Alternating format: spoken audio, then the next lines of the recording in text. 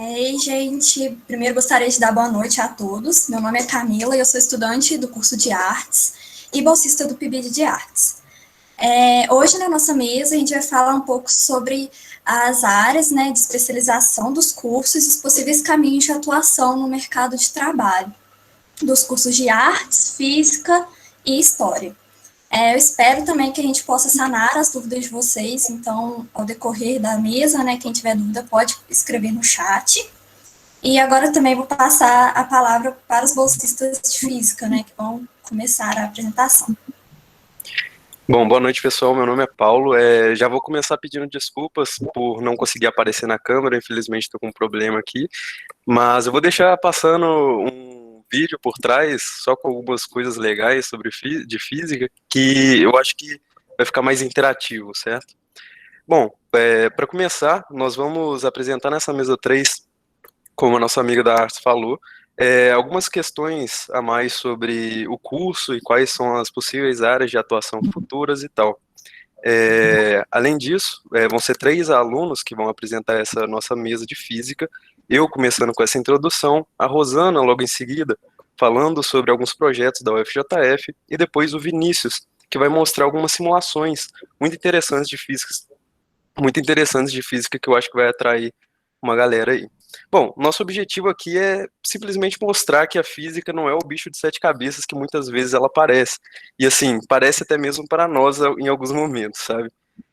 Normalmente quando eu falo para as pessoas que eu faço física, que eu pretendo ser um físico, é, bom, a primeira reação que elas têm é me perguntar se eu sou maluco. Depois elas perguntam o que que faz um físico, porque a maior parte das pessoas realmente não sabem. Eu poderia responder simplesmente que eu quero ser professor, só que isso não responderia completamente essa pergunta, porque iria parecer que eu só estou aprendendo algo para ensinar depois. Então, novamente eu repito, o que faz um físico? Bom, o físico é quem vai descrever fenômenos naturais por meio da matemática. E assim, por descrever por meio da matemática, ele precisa de ter uma base muito boa em matemática. Além disso, também precisa ter uma base boa em linguagem, por exemplo, o português, no nosso caso aqui no Brasil. Isso faz com que muitos alunos, infelizmente, tenham dificuldades nessa matéria por precisar de boas bases nessas duas linguagens, digamos assim, certo? Mas assim, se você olhar com bons olhos, você vai ver que a física, na verdade, é uma matéria muito bonita, e assim, é apaixonante depois que você muda a sua forma de olhar para ela. Bom, onde que ela entra no nosso dia a dia?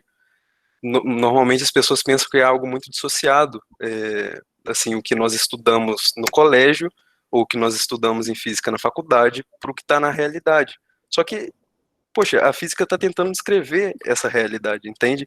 Então eu poderia ser chato e responder essa pergunta falando, ela está em tudo. Mas eu vou ser menos abstrato e falar e mudar a minha pergunta. O que a nossa volta aqui dependeu de um físico para ser feito?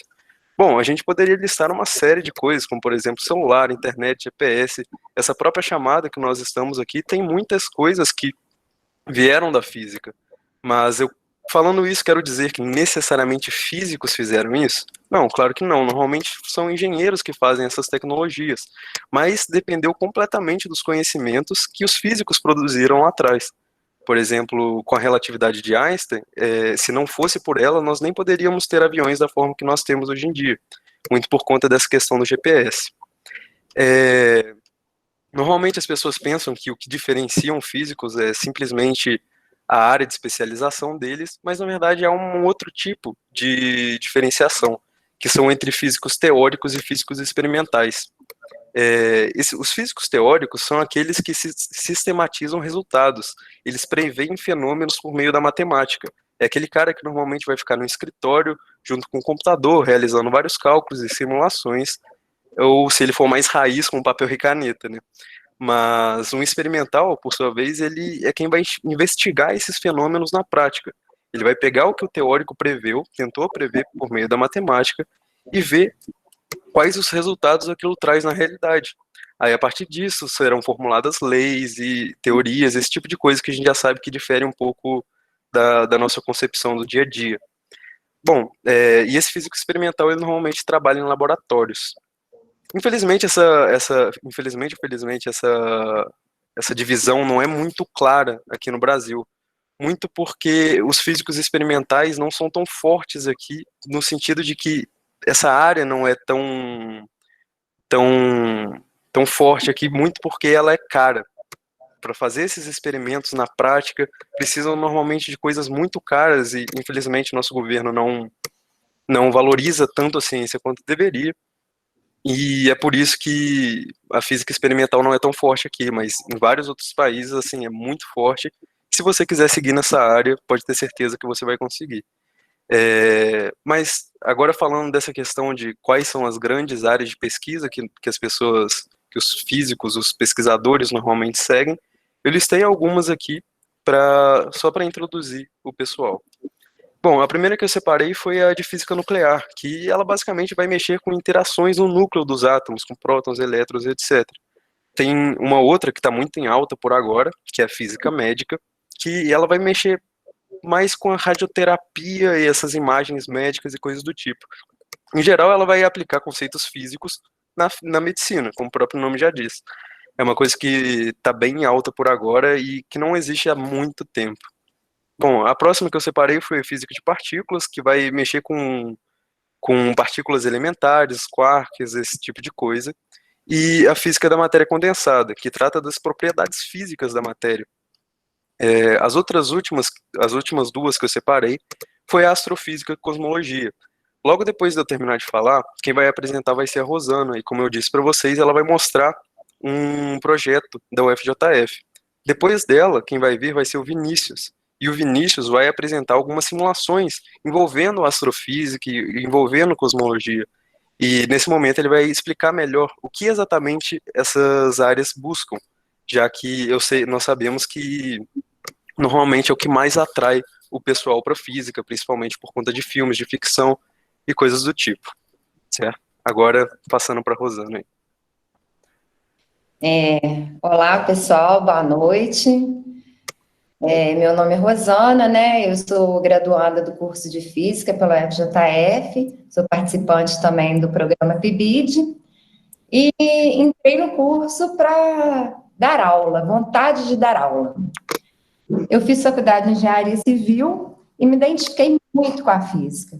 Assim, lembrando que quando eu terminei o ensino fundamental, tinha-se a opção de fazer o curso técnico ou magistério, ao invés assim, do ensino médio regular, né? E eu optei em fazer o magistério. Com isso, eu tive muito pouco acesso ao ensino de física. E aí, quando eu cheguei na faculdade sabendo o mínimo sobre a física, eu tive que me dedicar muito para poder aprender o que era necessário para a minha formação, né? E eu me apaixonei, assim, me apaixonei pela física. Eu vou falar um pouquinho para vocês, hoje, sobre os programas de bolsa de iniciação científica, os projetos de extensão, como o nosso próprio PIBIB, né? As monitorias e as empresas júniores da nossa faculdade, né? Da Universidade Federal de Juiz de Fora. No caso dos programas de bolsa de iniciação científica, ele funciona da seguinte forma: o bolsista auxilia os professores nas pesquisas científicas e tecnológicas. Esses projetos, eles vão, assim, dos mais simples até os mais complexos. Posso dizer, assim, que eles transformam uma sociedade, são coisas transformadoras, esses projetos. Lembrando que a UFJF, hoje, ela se destaca nos pedidos de patente, né, que são aqueles registros de novas descobertas, de novos produtos, né. Aí eu vou citar para vocês algumas dessas bolsas de iniciação científica da UF. Nós temos o BIC, que são bolsas de iniciação científica que têm recurso próprio da Universidade Federal, e as remunerações são feitas conforme cada edital. Temos o PIBIC. Esse PIBIC, nós temos duas articulações dele, que é o Programa Institucional de Bolsa de Iniciação Científica e o de Ações Afirmativas. Esses dois programas, eles são financiados pelo Conselho Nacional de Desenvolvimento Científico e Tecnológico, o CNPq, e eles é que concedem essas bolsas para a Universidade Federal. Temos também O PROVOC, que ele é mais voltado para participação voluntária em projetos de pesquisa, tá? Temos também o PROBIC, que é um programa institucional de bolsa de iniciação científica e tecnologia, e ele é financiado pela Fundação de Amparo à Pesquisa do Estado de Minas Gerais, a FAPEMIG. Todos esses que eu falei com vocês, eles são voltados, assim, para alunos de graduação. Só que a gente tem também o PROBIC Júnior, que também é financiado pela FAPEMIG, que é um programa institucional de bolsa de iniciação científica júnior. Ele é específico para alunos do ensino médio do Colégio João 23, que é vinculado, né, à Universidade Federal de Juiz de Fora. Assim, eu gostaria de falar e mostrar sobre, assim, vários projetos da Universidade Federal. Tem muitos, assim, projetos muito incríveis mesmo. Mas, assim, infelizmente, o nosso tempo não dá, né? Então, eu escolhi um projeto muito bacana, entre muitos, né? Que mostra que é possível aprender física com o lúdico. Esse projeto, ele foi apresentado no CEMIC, né, que é o Seminário de Iniciação Científica da Universidade Federal. Esse evento, ele acontece anualmente, e ele tem o objetivo de divulgar os resultados dos trabalhos de iniciação científica desenvolvidos na instituição. Ele também tem, assim, a participação dos estudantes de graduação e de ensino médio, assim, desses vários programas que eu já falei com vocês anteriormente. Eu vou deixar aí para vocês no chat o link para quem tiver interesse depois em conhecer sobre os projetos que já foram produzidos. Eu vou colocar aqui para vocês. Vamos lá. Mas agora, sim, eu quero apresentar em especial o projeto de metodologias de ensino de ciência nos anos iniciais do ensino fundamental. Esse projeto, ele ganhou menção honrosa em 2018, e ele foi produzido pelo professor Paulo Henrique Dias Menezes e pelo bolsista Eupídio Soares Júnior. O nosso amigo Paulo, que falou aí anteriormente, que está aí com a gente, ele vai me ajudar aí a compartilhar o vídeo com vocês do projeto.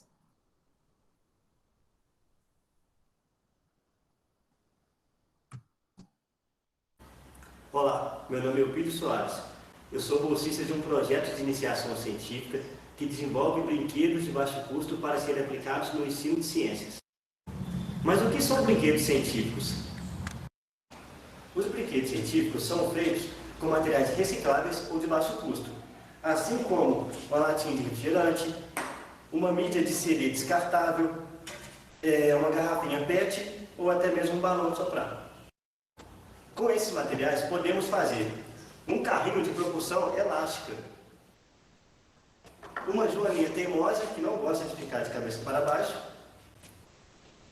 um motorzinho elétrico,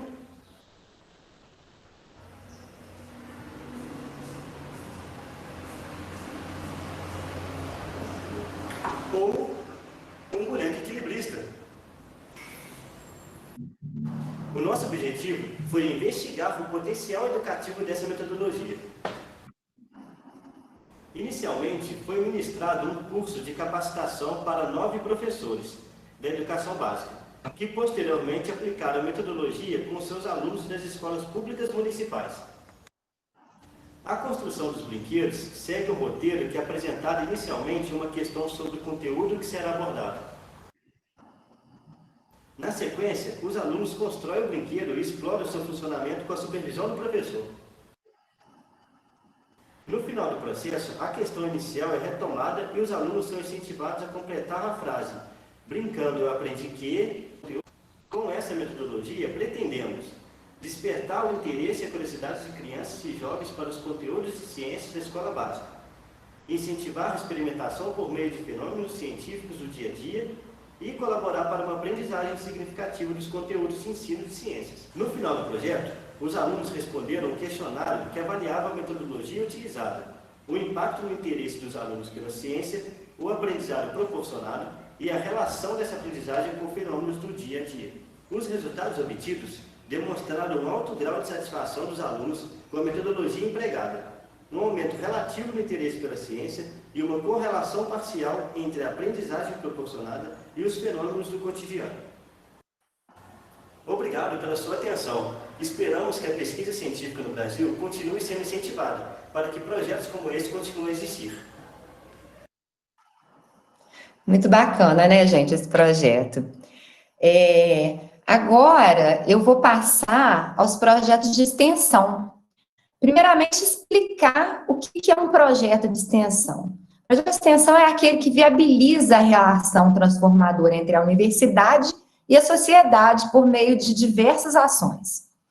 Como o próprio nome diz, né, é estender a universidade para além dos muros, além das salas de aula, né, interagir com a comunidade. Ele visa a troca de saberes.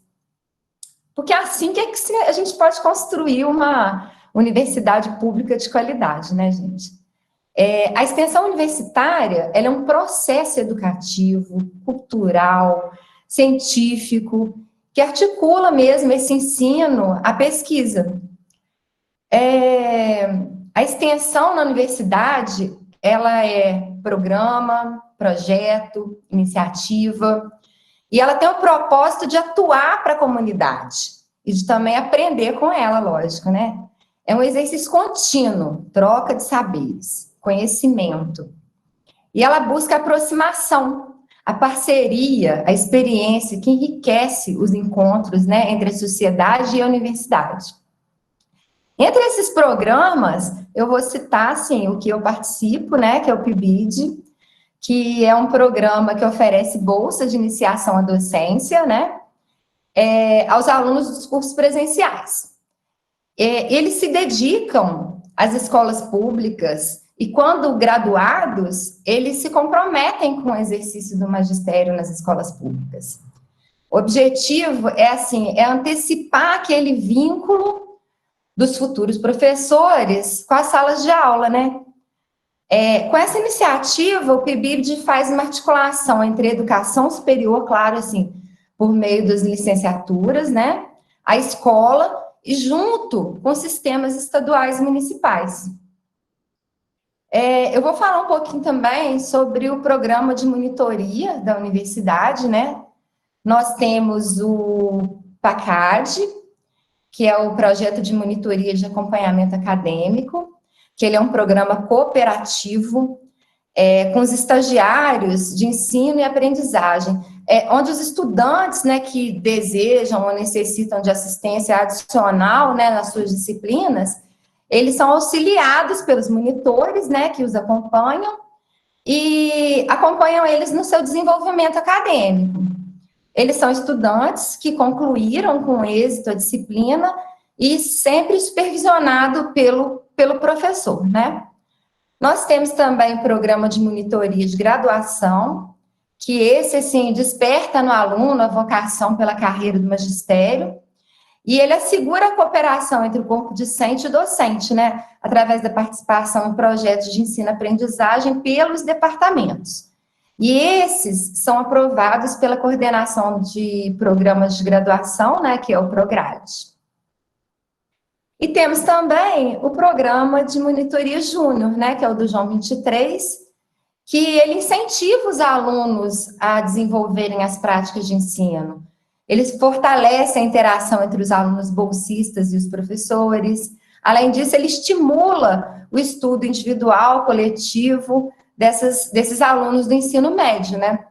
E colabora com a formação autônoma. Ele envolve os alunos, né? Assim como aproxima eles da prática docente dos alunos, onde o orientador também, como o projeto anterior, de monitoria, deve planejar as atividades desse bolsista, né, de forma integrada.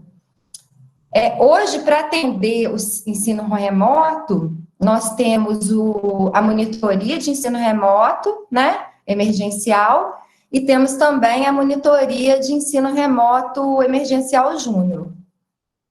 Assim, para terminar, eu quero falar um pouquinho sobre a empresa Júnior, né, que é uma associação civil sem fins lucrativos. Ela é formada e gerida por alunos dos cursos superiores, sempre também sob orientação dos professores. E, assim, ela visa assim, aprimorar o aprendizado prático do universitário na sua área de atuação, né? Além disso, ela aproxima o mercado de trabalho da universidade. Hoje, na Universidade Federal, nós temos 12 empresas júniores e contemplando 19 cursos diferentes. Assim, eu espero ter passado para vocês um pouquinho sobre a nossa universidade e queria agradecer a todos pela atenção. Bom, E nós vamos ter agora o Vinícius, né, fazendo as nossas demonstrações. ó, queria saber se todos estão me escutando direitinho. Dá para escutar, Rosana? Dá para escutar. Ok, então, boa noite a todos. Meu nome é Vinícius, sou estudante da Física, faço parte do grupo do PBDI. E hoje nós vamos discutir sobre o que são simulações, né, e como elas podem nos ajudar a entender alguns fenômenos físicos. Bom, na física, quando a gente está no processo de aprendizagem, é muito importante que a gente consiga visualizar determinada situação para que a gente consiga entender um pouco mais do problema que a gente está trabalhando. Um exemplo muito bom é quando a gente está estudando as leis do movimento, e a gente sempre imagina o lançamento de um foguete, o lançamento de uma bola, para a gente conseguir compreender um pouco mais do que a gente está estudando, né? Que vai além da teoria. No entanto, quando a gente chega em determinado momento da física, que a gente precisa compreender coisas que estão além da nossa imaginação, além do que a gente pode visualizar, nós precisamos recorrer a outros recursos. E nessa apresentação, esses recursos vão ser as simulações, né? As simulações são basicamente modelagens computacionais feitas a partir de cálculos matemáticos, justamente para nos ajudar a visualizar um determinado problema. Como o próprio nome diz, a simulação, o objetivo dela é justamente aproximar um fenômeno para que a gente possa entender um pouco mais, mas ele não garante fidelidade ao que acontece na realidade, né?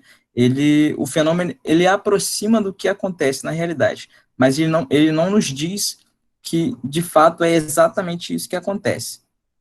E nessa apresentação, nós vamos focar em simulações que são bastante interessantes na área da astrofísica e da cosmologia, né, que são sobre os buracos negros, e algumas simulações de galáxias, né, da formação de galáxias. Antes da gente visualizar essas simulações, é interessante a gente ver o campo de estudo da astrofísica e da cosmologia. Bem resumidamente, a astrofísica estuda o comportamento e a composição dos corpos celestes. Aí a gente cita o objeto que nós vamos ver hoje, é o buraco negro, as galáxias, e a cosmologia basicamente tenta entender como o universo surgiu e como que está dando a sua evolução, né? Para onde ele está evoluindo, para onde nós vamos. Bom, como eu citei anteriormente, nós vamos focar o nosso estudo hoje em cima dos buracos negros, utilizando as simulações. Eu vou compartilhar minha tela com vocês. Vamos aí.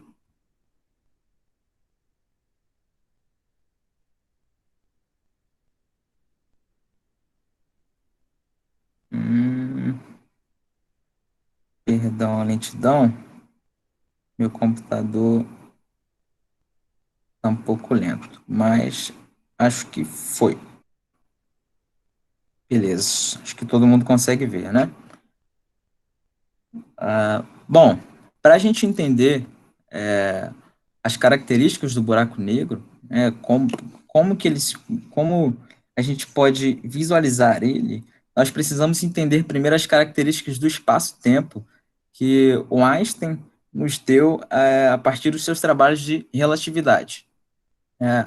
O Einstein ele mudou a nossa visão sobre espaço-tempo a partir do momento em que ele disse o seguinte: o espaço ele se deforma quando você tem uma massa ou uma energia passando por esse espaço.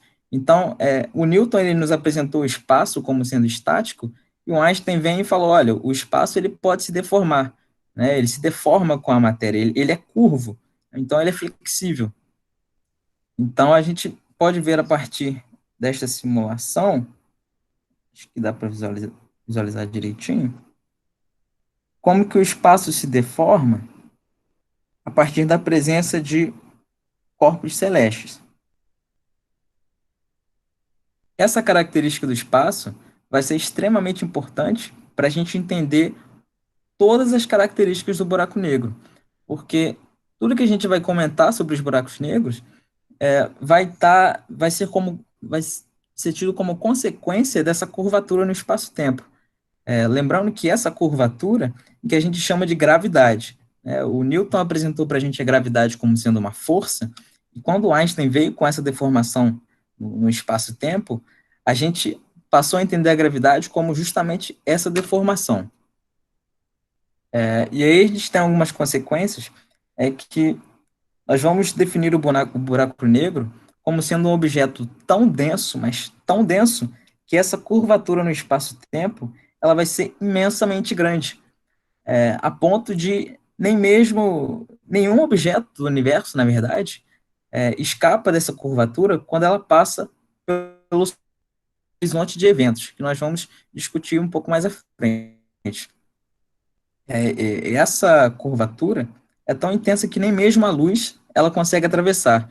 A gente tem a luz como referencial aí da matéria mais veloz do nosso universo, e a gente, falando que nem a luz consegue escapar, a gente consegue imaginar um pouco do quão distorcido o espaço fica, né, com a presença de um buraco negro. E essa deformação vai dar uma característica visual ao nosso buraco negro muito interessante. Além da gente ter um efeito visual ao redor do buraco negro, que a gente chama de lente gravitacional, vou até rodar a simulação aqui de uma vez, esse efeito aqui em volta, a gente chama de lente gravitacional, que é basicamente um efeito que nós, como observadores, visualizamos a partir da luz que vem de trás do buraco negro. Ele causa esse efeito justamente de lente aqui ao redor, né? Ele distorce a imagem. E, além disso, nós vamos ter uma consequência temporal. Né? O Einstein, no seu trabalho de relatividade, ele acaba juntando o espaço com o tempo, e nós vamos ter como consequência que quanto mais deformado o espaço for, mais o nosso tempo vai passar lentamente. E aqui nós vamos ver, ao lado esquerdo, o mapa do nosso objeto se aproximando do buraco negro, e no lado direito, o ponteiro do relógio, que nós esperamos que fique mais lento, né, a partir do momento que a gente vai se aproximando. Essa faixa amarela, nós chamamos de fotosfera, que é basicamente a região onde a luz fica em órbita. Lembrando que o objeto que passa pelo buraco negro, nem todo o material cai dentro do horizonte de eventos. Ele também fica em órbita do buraco negro. E aí, essa faixa em vermelho, que vai ser o nosso horizonte de eventos. E esse horizonte de eventos, ele se caracteriza justamente por ser o ponto onde qualquer matéria que atravesse, ela não consegue retornar. Então, nós vamos ter essa característica do buraco negro como consequência dessa curvatura do espaço-tempo. Além desses efeitos, dessa lente gravitacional, essa atração gravitacional do buraco negro, ela acaba gerando um disco que nós vamos chamar de disco de acreção. Esse disco de acreção nada mais é do que gás e poeira, enfim, matéria que se junta ao redor do buraco negro e forma justamente um disco ao redor dele que tem uma determinada rotação. E aí, esse disco é o que a gente consegue visualizar como luminoso, né? A gente vê uma luminosidade muito grande ao redor do buraco negro, é justamente desse disco. Além desse disco, né, como a gente tem muita matéria junta em um mesmo local, o buraco negro acaba ejetando um jato ao longo do espaço, né, que é perpendicular a esse disco. Deixa eu só pular esse anúncio aqui. Pessoal, me perdoa que meu computador hoje está Tá meio complicado. Aqui a gente vai ver uma simulação que mostra justamente esse jato, né, que é ejetado a partir do disco de acreção, e o disco aqui ao redor, com uma rotação.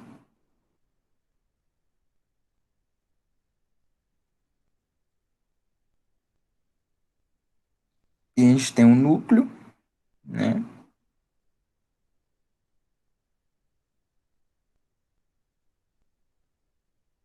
Lembrando que não são todos os buracos negros que possuem esse jato, que a gente chama de jato relativístico, esse jato aqui no centro, né? Normalmente nós temos nos buracos negros de centros de galáxias, né? Que, aliás, nós vamos comentar um pouco sobre isso também. E aqui uma simulação que mostra um pouco mais do disco de acreção.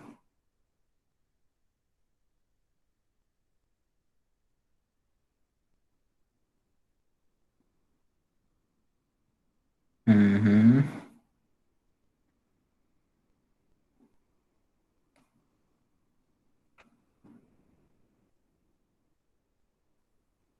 Bom, acho que nós já entendemos como que funciona, né, esse jato e o disco. Como eu comentei agora há pouco, nós temos uma característica, uma informação, né, muito interessante, que a gente acredita que a maioria, quase todas as galáxias, possuem um buraco negro no seu centro. E na nossa galáxia não é diferente. Esse buraco negro a gente chama de Sagitário A estrela, e nós temos algumas imagens captadas por alguns telescópios que nos levam à dedução, né, da existência de fato desse buraco negro. E aí eu vou mostrar aqui um vídeo, né, não é nem uma simulação, é um vídeo gerado a partir de imagens capturadas por esse telescópio, em que a gente pode visualizar de fato que existe um buraco negro no centro. Travou aqui para mim, não sei para vocês, mas ok. Aqui. Deixa eu só voltar. Vocês podem ver essa estrela orbitando um ponto em que a gente não consegue enxergar. Se a gente não consegue enxergar, além dessa evidência, né, é claro que existem outras evidências, essa daqui é um forte motivo para a gente acreditar que existe um objeto aqui extremamente denso, né? E como ele não é visível, como o próprio nome diz, um buraco negro. Aliás, esse nome é justamente pelo fato da luz não escapar dele, então a gente não consegue visualizar. É muito importante para a gente acreditar que existe mesmo esse objeto. Tem outra simulação, que eu acho muito bonita. Aí, deixa eu. Acho que é esse. Deixa eu abrir aqui.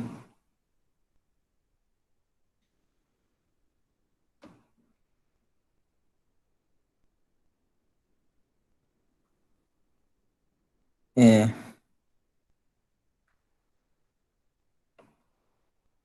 eu não tô com o meu computador e tá lento. Acho que não. Acho que vai prolongar demais a apresentação se eu esperar esse vídeo carregar, né? Acho que a gente consegue prosseguir com esse entendimento, né, de que nossa galáxia tem, de fato, esse buraco negro. Aliás, tem uma imagem interessante, que comprova, de fato, que a gente tem esse buraco negro. Essa imagem saiu no ano passado, né, uma imagem real do buraco negro. Não é o buraco negro que a gente tem na nossa galáxia, mas é uma imagem que comprova a existência dos buracos negros. Deixa eu só carregar, meu Deus.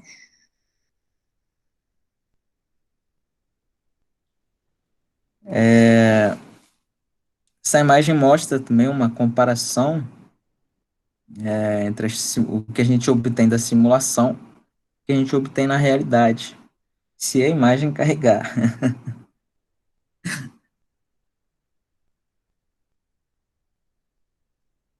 É, pelo visto, meu computador não está de bom humor. Na verdade, não é meu computador. Olha só. Bom, não quer carregar. Peço desculpas.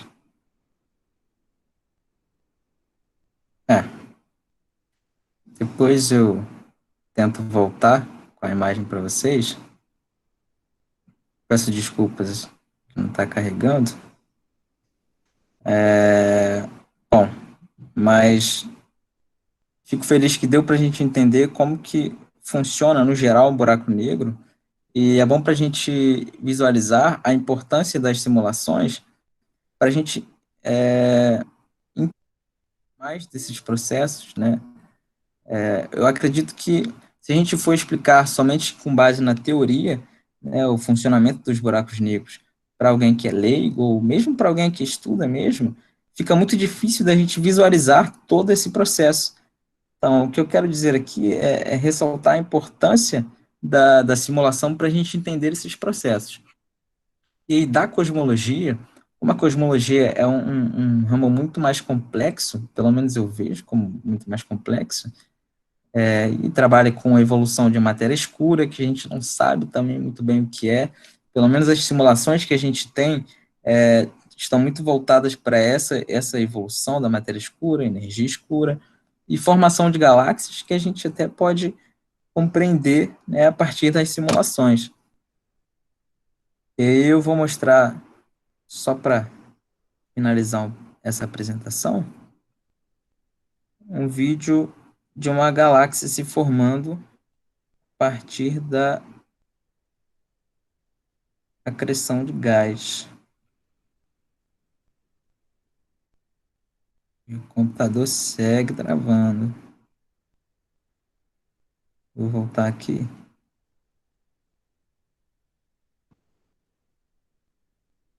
Dá para ver com essa qualidade, né?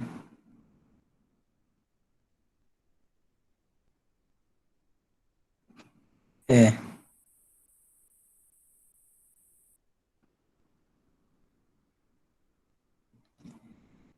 tá complicado, hein?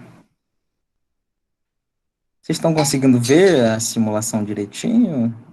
A qualidade tá ruim? Eu acredito que sim. Tá dando pra ver, tá dando pra ver.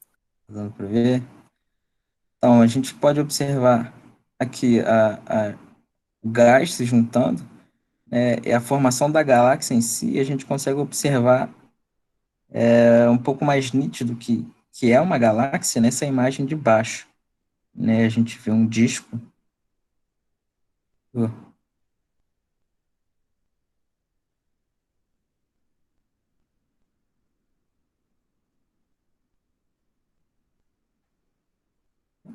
E essas simulações são importantes não só para quem é leigo, né? Para quem está tentando entender um pouco mais dessas coisas, mas também para os pesquisadores, né? Para os cosmólogos, para eles entenderem, ou pelo menos terem como expectativa do que vai acontecer na realidade, né? Como eu disse anteriormente, as simulações elas servem como uma aproximação. Então, todos esses vídeos que a gente está vendo aqui hoje é o que a gente espera que ocorra na realidade, né? E as simulações dos buracos negros e das galáxias, principalmente da formação da galáxia, até então tem ocorrido na realidade da forma que a gente espera em simulações, né? E, assim, eu espero que eu tenha, apesar das falhas técnicas, peço desculpas, aliás, eu espero que eu tenha conseguido alcançar meu objetivo, que é mostrar a importância dessas simulações para a gente entender coisas que estão longe da nossa imaginação, né, que estão fora do nosso alcance. Espero que eu tenha levado para vocês também um entendimento maior sobre os buracos negros, que eu acho que é assim um objeto fantástico, né, um astro fantástico. Eu acho muito bonito e muito intrigantes também, né, que até hoje a gente não sabe o que acontece, o que tem dentro de um buraco negro. A partir do seu centro ali, a gente não sabe o que acontece depois, né? Então, assim, eu espero que vocês tenham curtido essa apresentação e tenham degustado essas simulações tanto quanto eu. E assim eu finalizo a minha fala.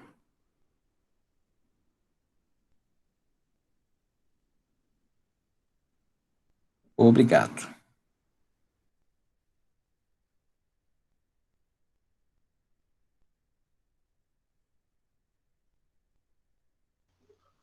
Camila. Bom, eu gostaria de agradecer primeiro, né, aos bolsistas de física, falas muito pertinentes. Agora eu vou pedir para o Carlos, bolsista de sociologia, falar um pouco sobre o curso dele.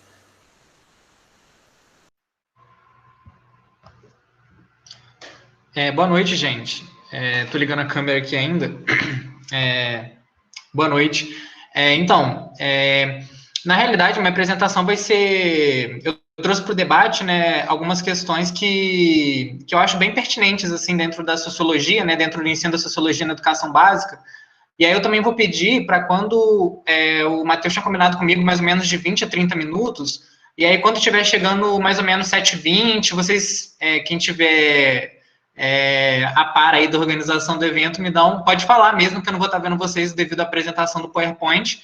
Aí vocês podem falar, falta 10 minutos, né, e tal, e aí eu vou tentar dar uma acelerada. Eu vou só compartilhar, na verdade, só salvar aqui. Acho que o PDF está... Acho que vou ter que compartilhar via PDF. Espera aí.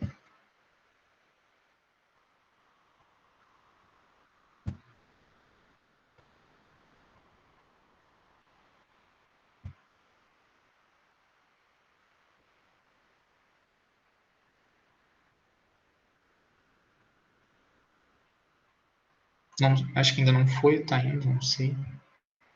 Ah, sim.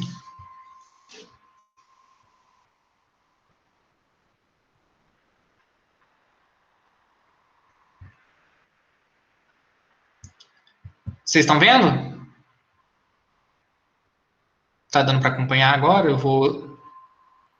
Tá, beleza. Agora tá, beleza, então. Tá aparecendo, agora tá aparecendo. Beleza, gente, obrigado. Então, assim, depois dessa apresentação, né, do pessoal da física, com recursos didáticos tão lúdicos, né, acaba sendo um desafio ainda maior, né, fazer uma apresentação. E eu acho que, assim, o ensino da sociologia na educação básica, no ensino médio, e das ciências sociais, na realidade, né, não só da sociologia, ele tem muitas demandas aí, né, porque tem muitas lutas, né, a serem travadas, né, tanto pela legitimidade, né, das ciências sociais, né, muitas vezes as pessoas acabam encarando enquanto algo que não precisaria estar na educação básica, ou que é uma concepção completamente errada, né, e a gente vai debater um pouco isso aqui hoje, tanto pela condição das ciências sociais enquanto, são ciências humanas, ou, ciência, sempre surge aquela dúvida ou aquela deslegitimação das ciências sociais enquanto ciência, e aí eu vou abordar um pouco aqui hoje, né, um pouco sobre exatamente o que é essa questão da ciência, né, por que se cria uma deslegitimação até certa medida, por desconhecimento, das ciências sociais, né? E até mesmo se cria uma concepção das ciências sociais enquanto opinião, alguma coisa relativa a achismo, enfim, e como isso é nocivo, né? E como isso foge da realidade. Até mesmo porque as próprias ciências da natureza, elas têm uma base contextual ali, né? Não é só as ciências sociais que vai ter ali uma dose, digamos assim, de influência da opinião do autor, ou de influência, não da opinião, né? Mas ali do contexto do autor, ou vai ter uma influência ali do contexto histórico daquele autor, né? As ciências da natureza também vão por esse caminho. E aí, antes de iniciar esse debate, a gente tem aqui os clássicos, né? Weber, Marx e Durkheim, das ciências sociais. E aí, eu quero abordar primeiramente, né, essa questão da ciência, né? Ciência é uma verdade ou uma tentativa? Sempre que a gente fala das ciências da natureza, se vê uma concepção muito determinada, né, da ciência da natureza enquanto uma condição exata da realidade, enquanto uma condição imutável até mesmo, né, muitas vezes, né, se vê, né, uma noção quase imutável, né, daquelas ciências como um conhecimento rígido, né, e tal. Sendo que isso, na verdade, ela não é nem uma verdade absoluta, mas nem um achismo, ela é uma tentativa mesmo, né? A ciência ela é uma tentativa. E ela é uma tentativa que passa por tempo, que passa por espaço diferentes, né? A teoria da gravidade newtoniana, né? Ela passou por mudanças, por reformulações. A teoria da evolução do Darwin, ela já tem hoje tem outras concepções sobre o que é evolução. Algumas lacunas foram preenchidas, outras lacunas foram abertas, não só com o passar do tempo, mas também com a mudança de contexto, né? Com a mudança de país, certas descobertas em alguns países fazem esses autores, né? Esses pesquisadores pensar uma coisa sobre outros países, com esses outros pesquisadores, vão pensar outras coisas sobre. Então, essa questão do contexto, do local onde esse autor fala, onde esse pesquisador pesquisa, e a sua temporalidade, né, ou seja, a mudança do tempo, faz com que esse conhecimento seja, na realidade, muito fluido, muito flexível, né? E, enfim, e a ciência nessa situação, ela é uma representação da realidade, naquele momento, né?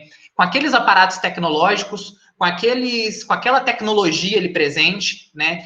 O que se consegue representar daquela realidade, seja ela física, seja ela química, seja ela biológica, ou seja ela social, né? É uma tentativa de representação, né? É isso que se baseia a ciência. E ela sendo uma forma de tentar compreender o mundo, ela nunca é exata, digamos assim. Ela é uma tentativa de expressar, né, o mundo. E aí, eu trouxe aí para a gente pensar, né, a questão do modelo atômico de Dalton, que foi da bola de bilhar, né, o meu conhecimento químico também, e físico e químico, né, nessa situação também é meio limitado. Então, eu vou só apresentar, né, como esses modelos foram se desenvolvendo, né, ao longo do tempo. E aí depois nós tivemos o modelo atômico... Eita, peraí.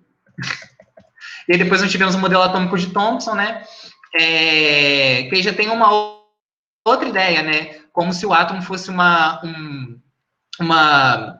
um componente, né, de próton com elétrons dispostos, né, assim, fluidamente, e aí você tem o modelo atômico de Rutherford, né, para demonstrar como a ciência, né, não só a ciência social, ela é composta de nuances, de mudanças, mas como a própria ciência da natureza, a física, a química, elas também não mudam. Elas também não só mudam em termos de 10 anos atrás era uma coisa, hoje é outra. Não. Hoje mesmo, autores, digamos assim, brigam entre si a depender das correntes, a depender das teorias. Então, a própria ciência da natureza também passa por disputas, né? E essas disputas, e aqui o modelo atômico do Bohr do Rutherford, e essas disputas, elas são aquilo que muitas vezes se atribui às ciências sociais, né, que seriam ideológicas, digamos assim, né. Então, as próprias ciências da natureza também têm um componente ideológico, né, um componente que é a forma de pensar. A forma com que eu penso, por exemplo, o átomo, como a gente pode ver aí, ele varia, né, e ele varia tanto pelos recursos tecnológicos, mas pela filosofia do meu tempo também, né? A filosofia, essa, digamos assim, a mãe de todas as ciências, ela que vai determinar no seu período a forma de pensar. Os filósofos gregos, né, tiveram aí várias correntes que iam falar sobre a origem da vida, né? Alguns apontavam para a água, outros apontavam para o ar, outros apontavam para o cosmos, né? Enfim, tiveram várias definições aí sobre a origem da vida e a origem de todo o conhecimento, né? E essa forma de pensar, a origem de tudo, digamos assim, ela é uma concepção ideológica, né? Ela é uma ideia dominante sobre o mundo, né? E esse autor que vai pesquisar, por exemplo, a evolução, o átomo, ou, enfim, a natureza como um todo, essa natureza fria e distante, muitas vezes, ele vai se armar ali de uma noção do seu tempo, né? De uma concepção filosófica do seu tempo. Né? O heliocentrismo, né, em determinado momento, quando você tem a ruptura, né, digamos assim, aquela disputa entre heliocentrismo e geocentrismo, onde se estabelece o heliocentrismo, se tinha num primeiro momento a ideia do Sol como o centro do universo, né, e não só centro do sistema solar, né, e aí depois foi se desenvolvendo outras pesquisas que viram que existia uma outra condição muito maior do nosso universo, né, da própria, enfim, da Via Láctea e posteriormente do universo, que colocavam que o Sol não era só que o Sol não era, aliás, o centro do universo, mas simplesmente o centro do sistema solar. Então você tinha concepções filosóficas que armavam a ideologia pela qual esses físicos, esses químicos iam refletir sobre o mundo, né?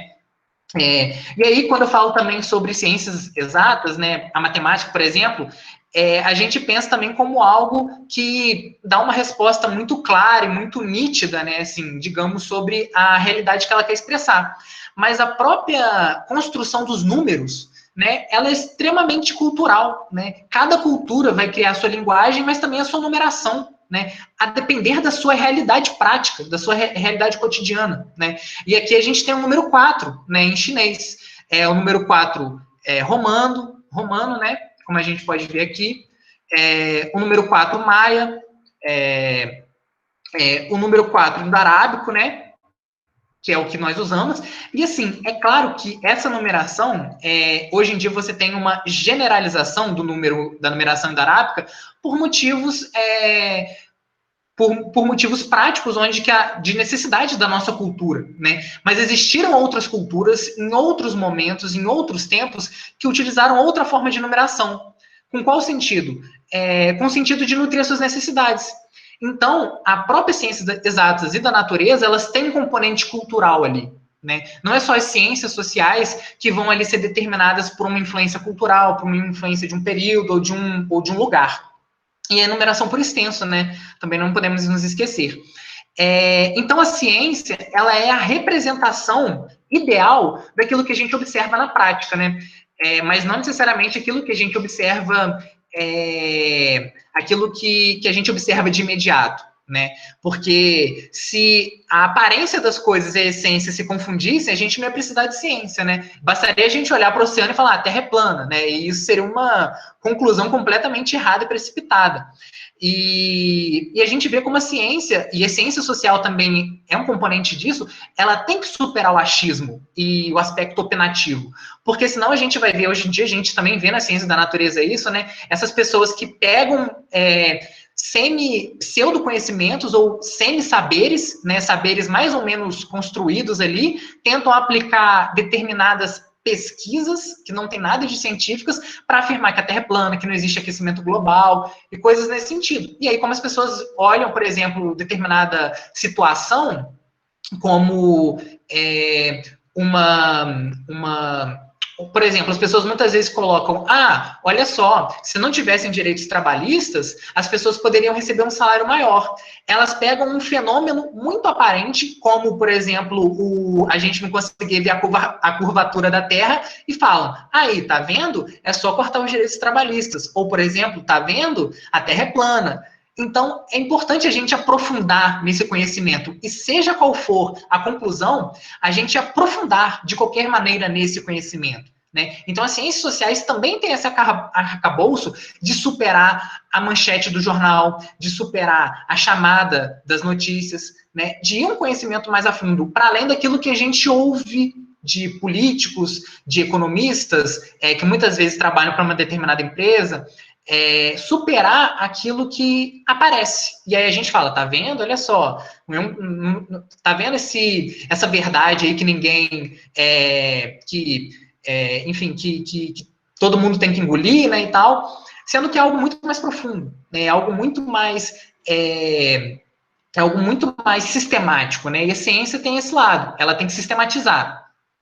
Um outro ponto que eu acho que as ciências sociais também, que muita gente coloca, né, como um demérito às ciências sociais e como mérito à ciência da natureza, é o fato da ciência da natureza conseguir manipular e controlar o seu objeto de estudo de uma forma quase perfeita, assim. Sendo que isso também é uma impossibilidade, porque você vê hoje cada vez mais pessoas que não conseguem, por exemplo, isolar o seu objeto de estudo da natureza para conseguir extrair dele ali uma teoria científica. É claro que você consegue, por exemplo, extrair uma rocha e fazer sobre ela um estudo, extrair uma determinada planta de um determinado lugar, exercer ali sobre essa planta um determinado estudo. Mas hoje em dia, cada vez mais, o que você vê é a não interferência física, digamos assim, né, prática, sobre esses elementos físicos, químicos, enfim, a impossibilidade de isolar eles para você exercer uma pesquisa. Porque, assim como a sociedade é dinâmica, esses objetos da natureza também são dinâmicos. Então, eles precisam estar em movimento. A gente brinca, né, que não dá para você isolar os trabalhadores no sindicato se você quiser estudar o movimento do sindicalismo ali. Da mesma forma que não dá para você isolar, digamos assim, um grupo de imigrantes se você quiser estudar a imigração, né? Você tem que ver a relação deles ali, né? E as ciências sociais sempre tiveram essa estirpe, digamos assim, esse caráter. E a ciência da natureza, durante muito tempo, foi colocada nesse caráter objetivista, né? Ah, não, vamos isolar aqui o objeto e tal. Sendo que, na realidade, as ciências ciências sociais têm esse mérito, né? De conseguir observar ali a sociedade de um ponto dinâmica. E aí, essa questão de manipulação e controle, a gente entra também nessa questão da ideologia, né? Muita gente fala que as ciências da natureza não são ideológicas, mas elas são, de duas maneiras, né? Tanto nesse sentido que eu falei, como a filosofia do seu tempo, que vai determinar como esse pesquisador vai pensar, mas também o que você vai fazer com esse uso das ciências da natureza. O que você vai fazer com uma bomba nuclear? O que você vai fazer com uma vacina? Como você vai, por exemplo, utilizar esses elementos? E aí a gente está vendo a discussão, né, sobre a vacina hoje, né? E assim, você tem, por exemplo, né, a gente pode entrar nessa discussão também. Você tem a questão da vacina dita chinesa, digamos assim, onde se tem uma certa repulsa porque ela é chinesa e tal.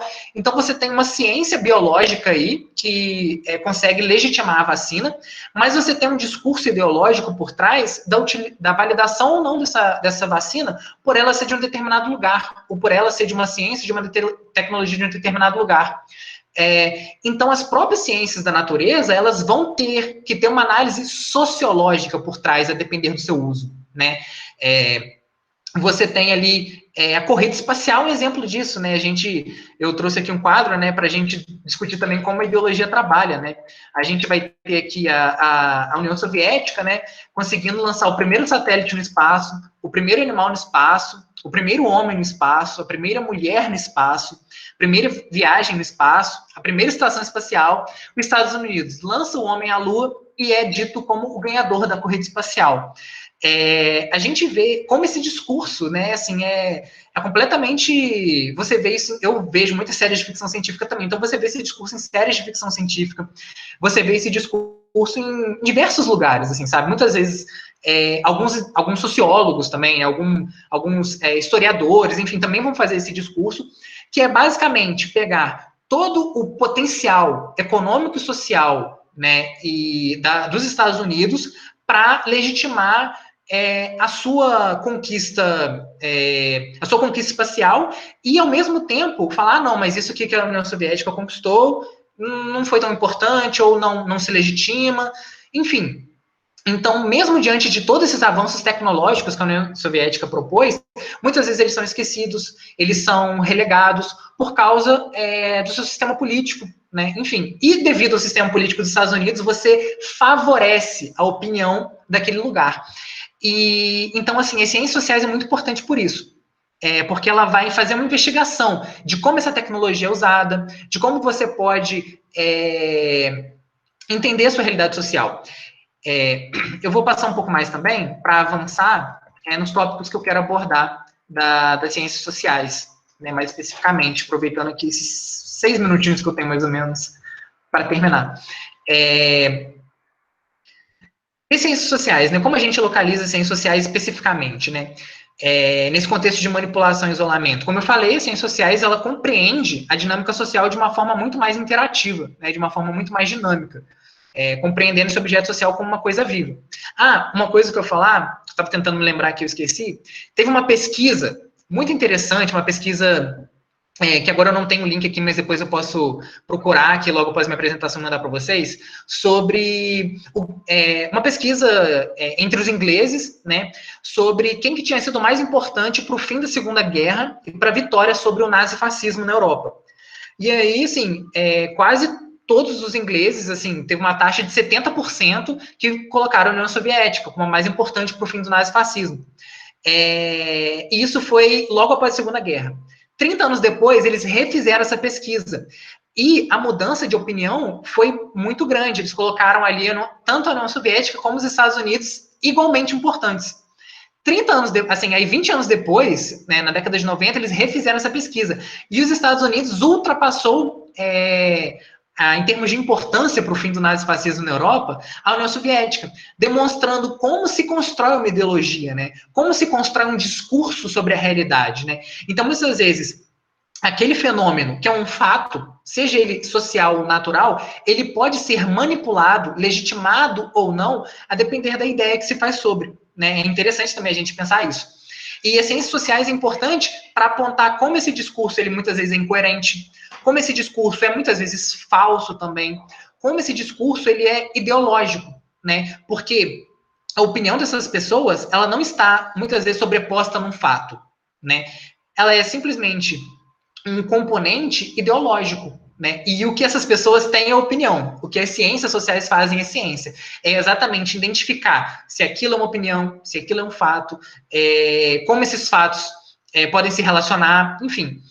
E aliás, né, quando surgem as ciências sociais, elas vão surgir no século XIX, né, a partir da determinação de todas as ciências, né, no século XVIII para o século XIX você começa a ter ali o Linneu, né, ele vai criar a taxonomia, se eu não me engano, que é a classificação dos seres vivos e não vivos, né, você vai ter um desenvolvimento da biologia, um desenvolvimento da física, e as ciências sociais também nascem daí, a partir do Durkheim. Ele não foi o primeiro autor dos clássicos, mas ele vai propor o nascimento da sociologia, que é uma ciência para estudar o fenômeno social, né? Que é o que ciências sociais vão tentar buscar. E o que é esse fenômeno social? Eu poderia dizer, né, como o Paulo tinha dito ali da física, né? A física pode estar em tudo.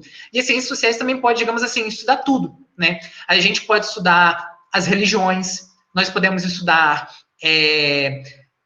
a forma de relação pedagógica, ou seja, como um professor ensina, né, essa relação pedagógica, né, de sala de aula, as ciências sociais podem estudar. As ciências sociais estudam política, estudam cultura, estudam linguagem, ou seja, como um grupo de pessoas transmite a sua linguagem, que está relacionada à cultura, né, pode estudar, como eu disse, religião, enfim, pode estudar até mesmo desenvolvimento étnico, ou seja, a gente vai ter aí antropólogos que vão, que são arqueólogos, né, assim, arqueologia, né, as ciências sociais também têm um componente de arqueologia, né, que vão poder estudar, por exemplo, quais foram as ferramentas que foram estruturadas por um determinado povo, como essas ferramentas se alteraram, por que essas ferramentas se alteraram, e aí a arqueologia é um componente das ciências sociais também, né, um componente da história também das ciências sociais. Então, o campo das ciências sociais é muito amplo. Quem são os autores clássicos, né? O Durkheim, ele vai ser o autor que vai fundar a sociologia, mas antes dele nós tivemos Marx, que não é um sociólogo de carteirinha, digamos assim, mas ele é um autor tão importante para compreender a realidade social que ele está nesse eixo de clássicos, né? Então nós temos o Marx, que vai instaurar ali o materialismo histórico dialético, né? Eu nem vou abordar muito sobre por causa do tempo. Nós tivemos o Durkheim, que ele vai digamos assim, dar continuidade à escola positivista do Auguste Comte, né? Então nós temos o Durkheim, que é um positivista, e nós temos o Weber, o Max Weber, que vai ser o último dos sociólogos, que ele vai fundar uma sociologia compreensiva, né? Enfim, infelizmente não vou poder entrar aqui nessas peculiaridades. E aí, quais são as sub-áreas das ciências sociais, né? Como eu perguntei ali. Vou dar uma passadinha aqui. Esse aqui é um slide que eu estou reutilizando para entrar naquela questão que eu gostaria de abordar. Aqui. As sub-áreas das ciências sociais, então, seriam a ciência política, a sociologia e a antropologia.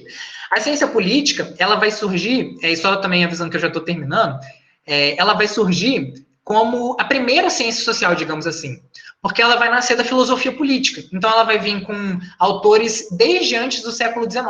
Ela vai vir com filósofos como Platão, Aristóteles, e aí depois a gente vai ter São Tomás de Aquino, Santo Agostinho, Maquiavel, autores que também vão estar ali nesse período do iluminismo, né, que é o Rousseau, o Locke, o Hobbes.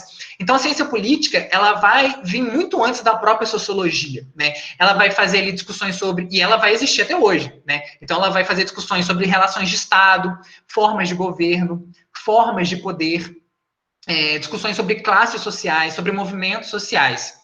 A sociologia, aqui eu separei alguns ramos, né? Como eu disse, a sociologia ela vai nascer no século XIX, né? Ela vai ser a instauração do estudo social quanto ciência. E aí a gente vai ter a sociologia ambiental, que é muito importante, né? Hoje em dia você não tem um engenheiro, né? Um engenheiro ambiental, você não tem um arquiteto que não seja respaldado por uma sociologia ambiental, né? Você vai ter a criminologia, que é o estudo da criminalidade, a sociologia da arte, sociologia da educação, né, como eu já tinha dito, a sociologia da desigualdade, sociologia médica ou da saúde, né, que é um ramo que cresce muito também com, por exemplo, hoje em dia existem formas de parto muito diferentes, né? Hoje em dia tem pessoas que optam por formas de parto muito distintas. Então, a sociologia médica e da saúde também vai tentar entender como cada cultura realiza essa forma de parto, por que quais são as implicâncias que essa forma de parto pode gerar ou não, e a sociologia econômica, entre outras, né? Lembrando que na ciência política eu coloquei algumas temáticas que ela discute, mas assim, formas de Estado, governo, classes sociais, movimentos sociais, tudo isso, todas essas áreas vão discutir, né? Depende do foco, depende do olhar, da centralidade. Da mesma forma que a ciência política pode discutir meio ambiente, pode discutir saúde, e aí ela vai discutir o quê, por exemplo? Políticas públicas para a saúde, né? Como a gente pode colocar... O SUS, por exemplo, é uma política pública para a saúde. E o SUS, hoje, ele é uma área de estudo das ciências sociais também, né? A gente muitas vezes acha que não, mas é. E aí aqui, a gente vai aqui, né, só dando continuidade, a gente vai para antropologia. A gente tem antropologia biológica, arqueologia, enfim, todos esses ramos e outros, né, que a gente pode abordar. E a antropologia, ela foi a última, digamos assim, das ciências sociais. Ela nasceu como uma sociologia, uma ciência social específica para alguns povos que não estavam ainda inseridos dentro do capitalismo, né, ou seja, os povos não europeus, né, no século XIX. Mas depois ela também vai se aperfeiçoando, e hoje em dia a gente pode fazer uma antropologia rural, uma antropologia urbana, né, que infelizmente não vou conseguir me estender aqui. E aí eu só queria abordar também como a sociologia é importante como representação. A gente pode ter sociologia na arte, a sociologia, ela pode, as ciências sociais, né, na verdade, ela pode ser usada como interpretação artística, né? Esse quadro do Cândido Portinari e os Retirantes, a gente pode entender ele enquanto um quadro que tem um contexto cultural muito forte, tem um contexto histórico muito forte, um contexto social muito nítido, né? Ele não, por exemplo, esse quadro, ele não seria feito dessa maneira hoje, por exemplo, mas ele foi feito para retratar um determinado grupo de pessoas, um determinado movimento, que era o êxodo, um determinado grupo de pessoas, que seriam os nordestinos, um determinado movimento, que seria o êxodo rural, e principalmente o êxodo norte-nordeste, sul-sudeste, em uma determinada realidade social, que era uma realidade social de miséria, de pobreza, né, que essas pessoas tinham, e de esperança também, né. Então, as ciências sociais, ela pode atuar em tudo, pode atuar numa representação de um quadro, por exemplo, bem como na representação das relações sociais, né, um estudo sobre um sindicato, sobre o SUS, sobre políticas públicas diversas, sobre formas de governo, sobre a política de Estado, né.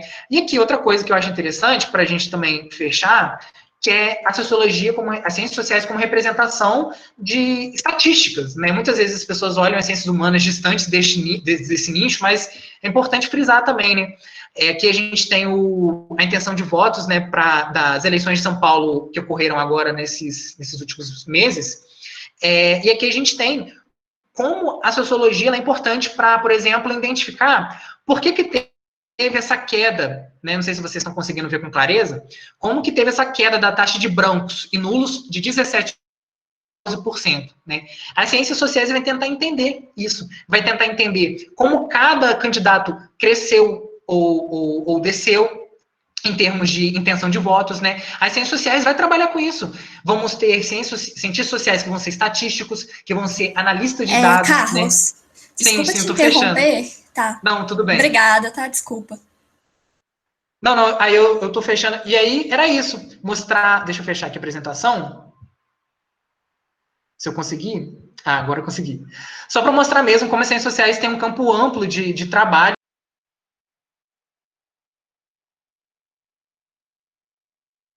Gente, eu acho que o Carlos saiu sem querer da reunião. Queria agradecer ele também. Acho que a fala dele foi muito pertinente, né? Realmente a gente vê muita gente negando a importância das ciências sociais, né? E o estudo que ele falou, acho que deu para esclarecer um pouco para a gente. Agora eu vou chamar as meninas bolsistas da arte, né, para falar um pouco sobre as diferentes áreas que a gente pode ingressar, né, na faculdade e também sobre o mercado de trabalho, né. Então, vou passar a palavra para elas.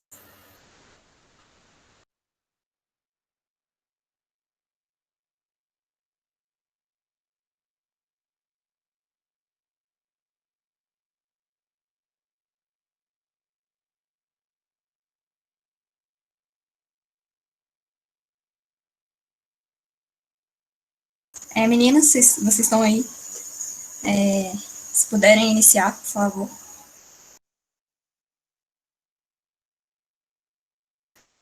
O Ciene só... tá, agora abriu. Estava fechado o microfone.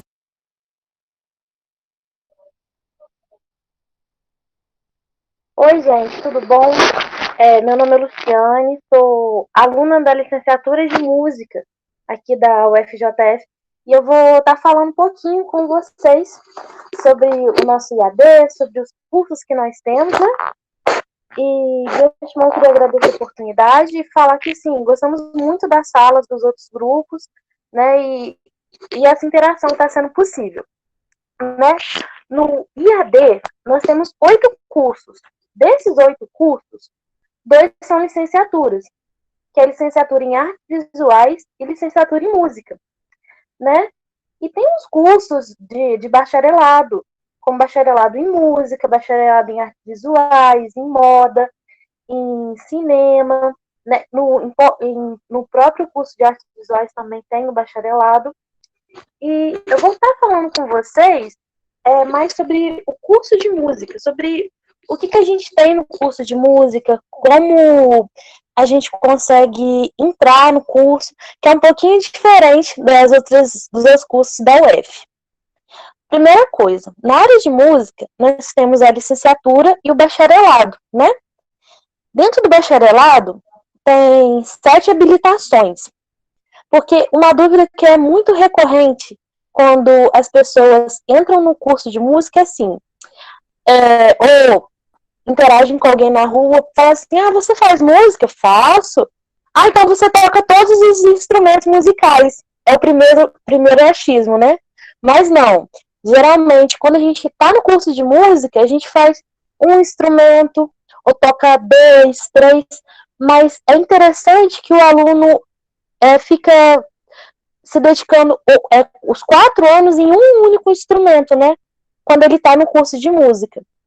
E uma comparação muito boa é do aluno de música e do curso de letras. Quando você entra no curso de letras e você entra com habilitação em inglês, você se forma professor de inglês. No curso de...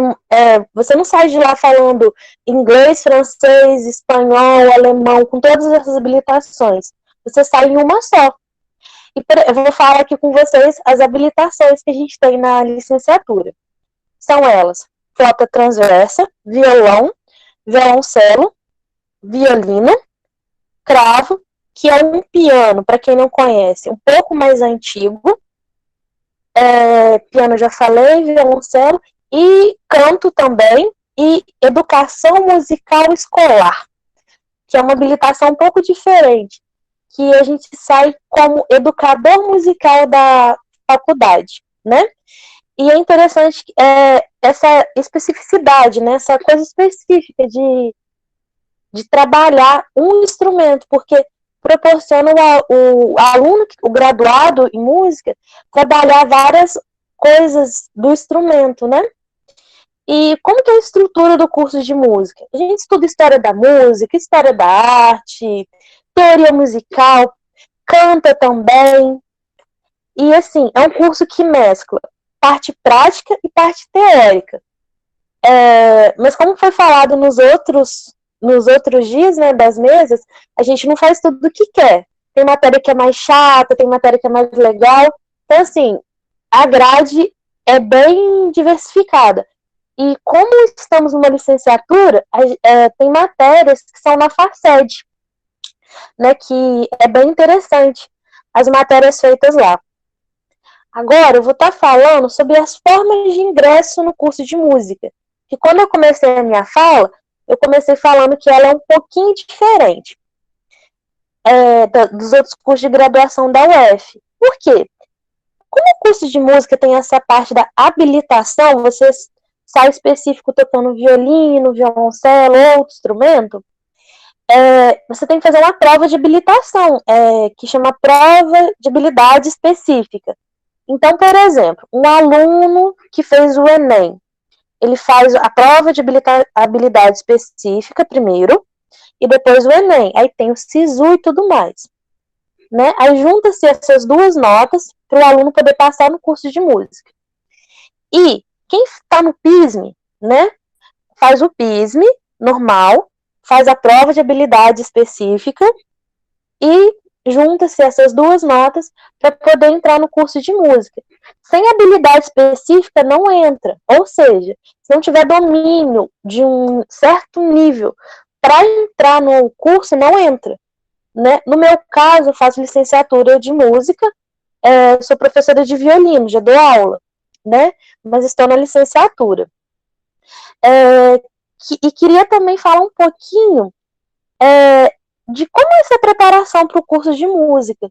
Né? A UFJF, a licenciatura de música, através de um projeto de extensão, oferece cursos de teoria musical e curso preparatório para o vestibular de música. Então, alunos interessados têm essa possibilidade de fazer de entrar na UF, né, de fazer esse cursinho preparatório, né? E como que isso se dá? Como que isso acontece? Né? Existe um outro projeto de extensão que se chama Oficinas de Música.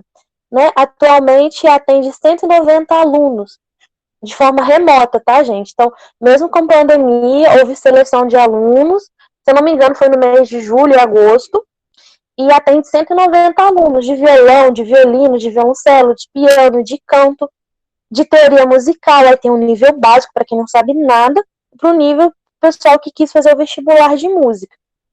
Né? E ainda tem um curso de musicalização para bebês e para crianças pequenas, que já acontece há alguns anos na UFJF. Ele é dirigido pela professora Luana, né? E esse curso atende mais ou menos 200 alunos das mais diversas escolas. Então, são os graduandos do curso de música que fazem essas oficinas de musicalização para as crianças. Aí tem turma de bebê, tem turma de criança pequena, e essas turmas são separadas pela idade. Então, assim, é uma forma da licenciatura de música estar acolhendo a comunidade, né? Então, no curso de música, e é uma forma dos alunos do curso de música estarem fazendo essa parte técnica, essa parte prática, né? E eu queria também falar um pouquinho sobre o que mais o curso de música tem. Tem a orquestra acadêmica, né, que é uma orquestra mesmo, com alunos do curso e com técnicos da UF, e tem o coro acadêmico, que é dirigido pelo professor Wilstermann, que sempre toca aqui na cidade, eles sempre cantam. Então, assim, é um curso amplo, que é muito interessante de fazer, e a minha fala era essa, né? e queria falar que, assim, na carreira de músico, uma vantagem da licenciatura sobre o bacharelado é a seguinte, que quando você faz licenciatura, você pode sair habilitado no instrumento, né? Por exemplo, habilitado em violino. Você pode dar aula e apto a tocar. Já quando você faz bacharelado, não. Você só sai com bacharel, como se fosse uma licença só para tocar. Aí, se a pessoa que formou chega numa escola para dar aula, isso pode ser uma coisa um pouco difícil para tá entrando e tudo, mas o curso de licenciatura é um curso muito bom e muito amplo, né? E mescla bastante essa parte prática com a parte teórica. O que eu tinha para falar é isso. Espero que, assim, que os alunos do Patrus, né, que tenham um gosto musical, possam entrar no linkzinho ali que a professora Vanessa compartilhou, da licenciatura em música. E qualquer dúvida, tá, gente? Estamos aqui para atendê-los aí no final da nossa mesa. Obrigada.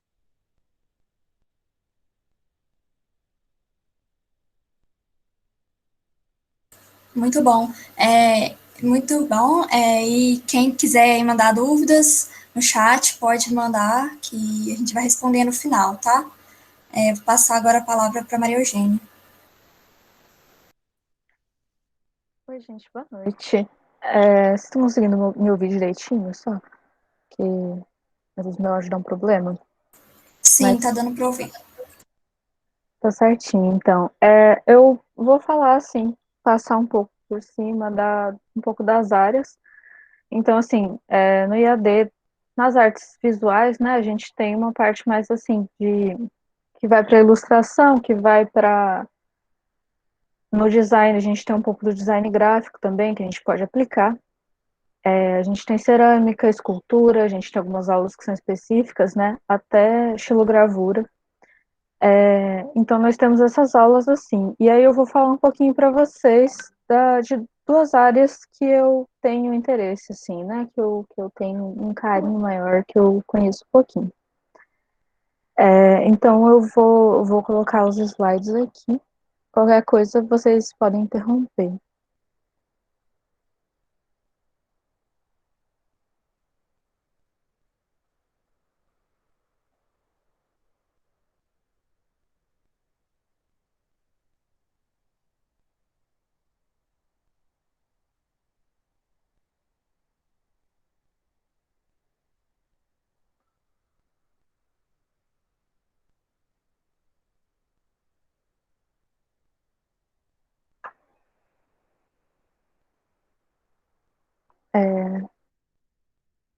Então, eu vou falar um pouquinho sobre ilustração. Primeiro, então, falar um pouco que a ilustração, né, ela está muito presente no dia a dia. Então, assim, a gente pode entrar nas redes sociais e ver as pessoas postando ilustrações próprias. A gente tem um contato muito grande com ilustração infantil, nos livros infantis. Também existe, né, a área de ilustração de moda e a área de ilustração científica, né? A área de ilustração científica, a gente não tem uma exploração dela dentro do IAD, né?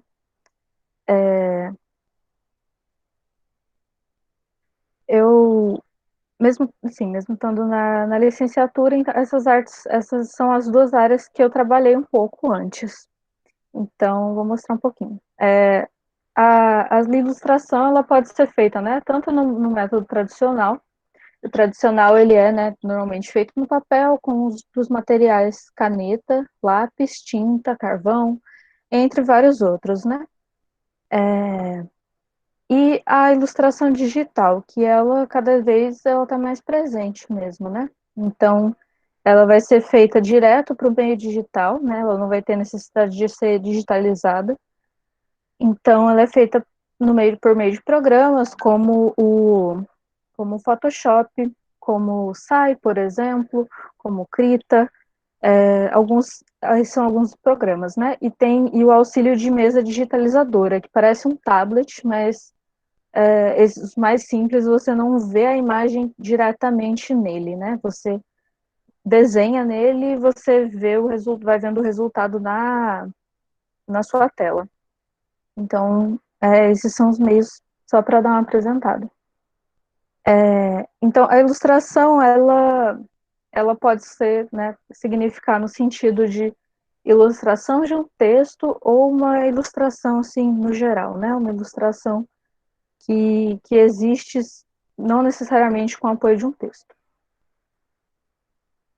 Eu trouxe alguns exemplos, assim, tipo, próprios mesmo. Aqui, falar um pouquinho sobre rascunho, então, esse, tipo, é um exemplo de ilustração tradicional, e aí com rascunho a lápis mesmo, e isso, enfim, é uma foto mesmo.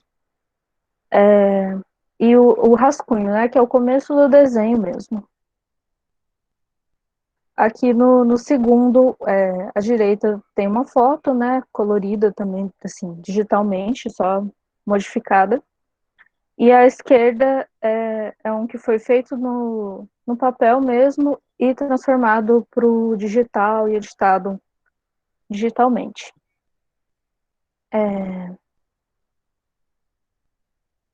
Aqui também, né, duas que são feitas, né, inicialmente a tinta e a caneta, e depois, quando passado para o digital, aí tem essa mistura de edições para poder modificar a imagem também. Então, é um pouquinho da técnica mista na ilustração. E aqui eu trouxe um exemplo de ilustração digital, no qual, inclusive, assim, eu não sou muito boa, ainda é uma coisa que eu estou aprendendo, mas a ilustração digital também, você pode fazer o uso do rascunho e você vai usando, né, de camadas na imagem para poder construir, né, para poder fazer uma ilustração digital. Aí à direita tem o exemplo de uma paleta de cores que eu estava testando e um detalhe também de um coral.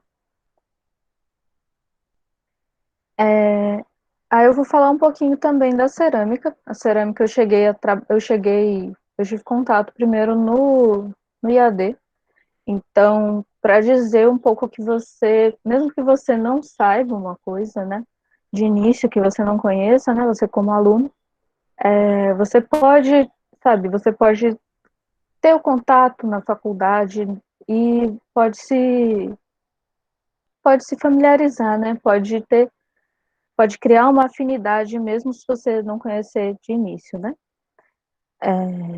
Então, vou falar um pouquinho da cerâmica.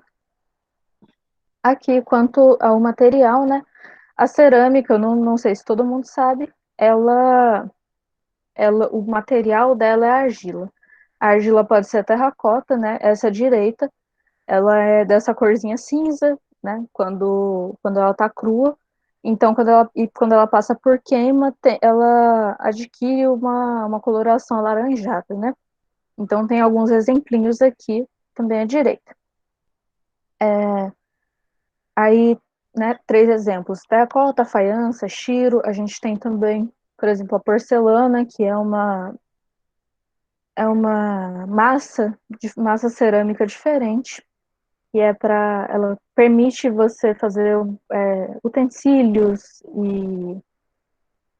e qualquer objeto muito mais fino, né, e muito mais resistente, né, por conta da composição dela e da queima em alta temperatura. Então, assim, essa argila ela vai passar por uma modelagem. Essa modelagem ela pode ser feita à mão livre ou ela pode ser feita no torno, né? No torno, como assim, muita gente quando fala de cerâmica, as pessoas pensam no Ghost, né? No filme, que tem uma cena em que os atores estão, né, mexendo no torno.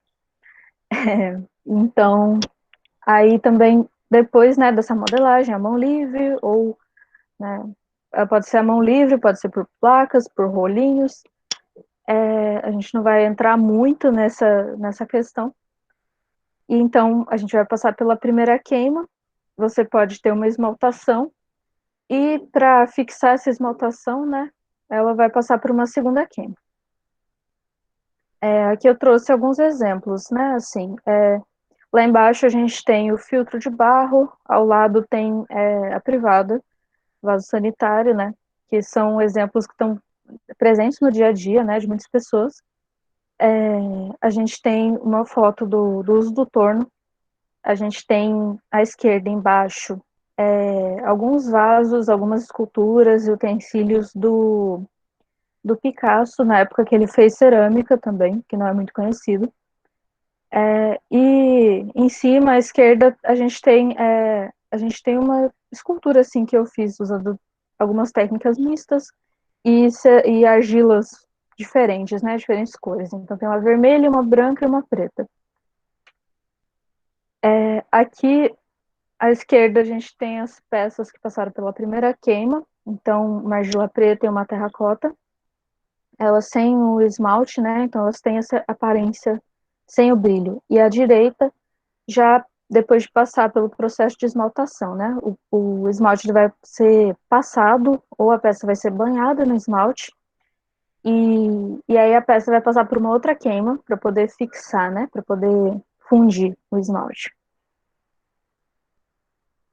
Aqui um exemplo, né, de uma marmorização, então usando duas ou mais massas cerâmicas diferentes, né, argilas diferentes, a gente mistura, né, abre e aí na queima ou até mesmo antes, dependendo da cor, você consegue ver a mistura, né, o resultado da mistura dessas massas. E aí o esmalte é só um esmalte transparente para dar esse brilho, para poder ser utilizável, né, como prato, como cumbuca.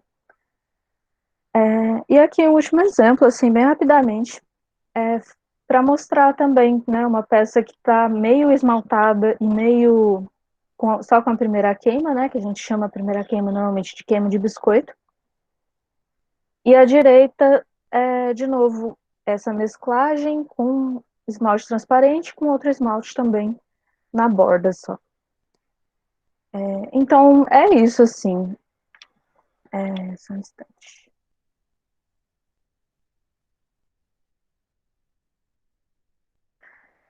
Então, é isso. E eu passo a palavra para a Giovana.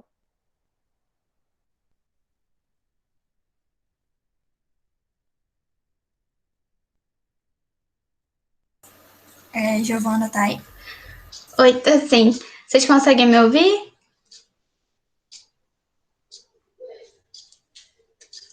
Então, boa noite, pessoal. Eu sou a Giovana, do curso de Artes da UFJF. E hoje eu queria falar com vocês um pouquinho sobre a parte teórica das artes. Porque eu não sei se esse pensamento passa pela cabeça de vocês, mas eu pensava muito antes de entrar para a faculdade que para fazer arte você tem que saber desenhar, tem que saber pintar, e que a arte ficava muito restrita a isso. E quando eu cheguei na faculdade, eu vi que o leque é muito mais amplo do que eu pensava, e a gente tem muitas ramificações, a gente tem muitas áreas para seguir, inclusive uma área teórica, que não exclui necessariamente a área prática, né, as pinturas, as colagens, mas que a gente também explora outras coisas em que a gente vai ver a atuação dessa prática ligada a uma teoria. E aí, as áreas de atuação nessa parte, você pode atuar em museu, você pode atuar nas galerias, nos centros culturais. E como é que funciona esse trabalho? Pode funcionar com uma curadoria, você pode ser um curador. O que é que o curador faz? O curador, ele seleciona as obras que vão ficar em exposição. Ou seja, toda exposição tem um tema, e aí o curador vai ser aquele que vai ver quais obras se encaixam nesse tema. Também pode trabalhar com restauração dentro dos museus, que vai pegar aquelas obras bem antigas, que já estão bem desgastadas, e aí vão ou restaurar o verniz, ou então vão raspar um pouquinho ali. E quando isso acontece, às vezes a gente acaba descobrindo que foi pintado por cima e a gente acha o original, que era um outro desenho. Tem também a parte da mediação, que a mediação vai ser aquela pessoa que guia o passeio nos museus ou nas galerias.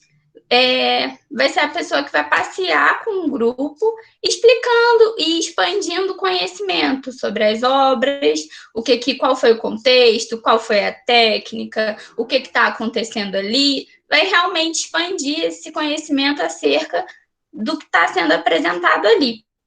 E também nas escolas e nas universidades, você pode ser professor. Você pode atuar como um professor pesquisador, e aí vai entrar na parte dos projetos de extensão, nos projetos de iniciação científica, como a Rosana falou no início para a gente, como as meninas também já falaram nos outros dias.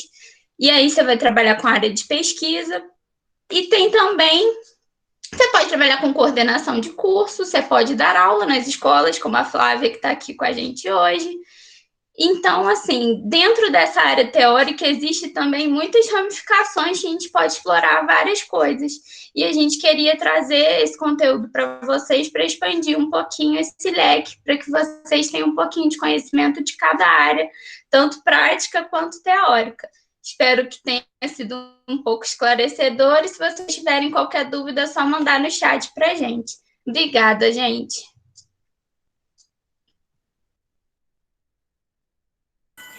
Tem uma pergunta aqui no chat, eu acho que a Maria Eugênia pode responder melhor. O Rodolfo está perguntando, na parte de cerâmica vocês estudam granulometria, tipos de solo e etc?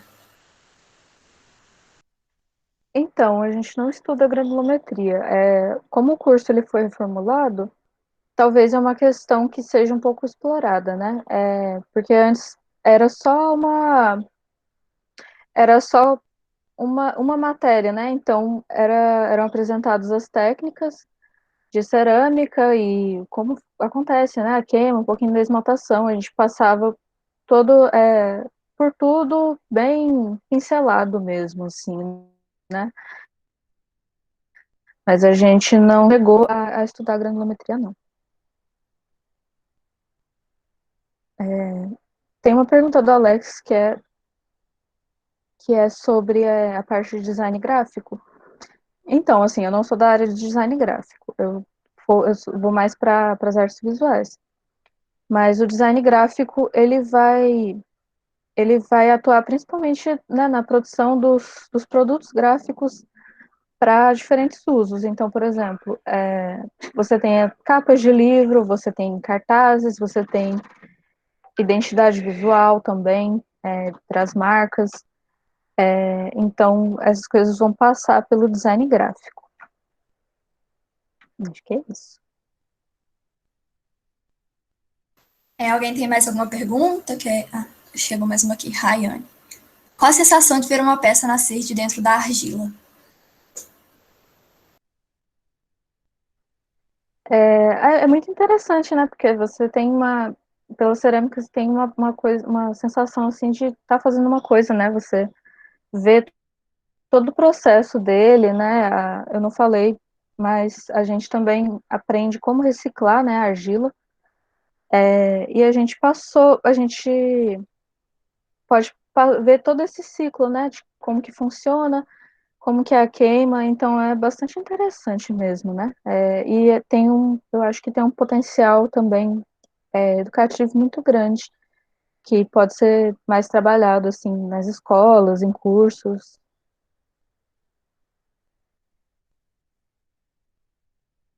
A Flávia está perguntando, tem empresa júnior no IAD? Giovana, você que fala um pouquinho sobre essa questão, você quer comentar sobre a empresa do IAD? Posso falar sim. Então, a gente tem a empresa júnior, sim, a Aspecto, e ela trabalha com as 5 áreas criativas. Até para a pessoa que perguntou sobre design, a Aspecto trabalha bastante com design, tanto gráfico quanto de produto. A Aspecto trabalha com as áreas criativas, então trabalha com coisa da moda, fazendo vitrinagem, trabalha muito com produção de logo, de embalagens, então trabalha bastante essa ramificação que a gente aprende lá no IAD. É um bom lugar para a gente colocar em prática todo o aprendizado que a gente tem. A Maria Fernanda está perguntando, alguma matéria envolve matemática? Então, a única que eu fiz envolvendo matemática foi a de geometria. Eu não sei se na área de design provavelmente deve ter algo envolvendo mais matemática. Vocês sabem? E mais alguma matéria? No curso de música não tem nada de matemática, mas existe a análise e harmonia, que para a gente é tipo uma matemática. Por quê? a gente estuda harmonia da música, estrutura musical, né? Então, tem que pensar em graus de escala, essas coisas. Então, é um pouco mais teórica, mas não tem nada de matemática no curso, não.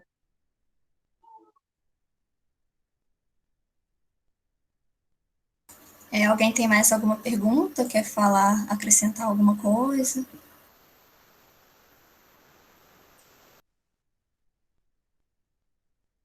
Eu acho que a gente já está encaminhando para o final, né? Alguém quer acrescentar? Flávia, Vanessa também, se quiserem falar alguma coisa.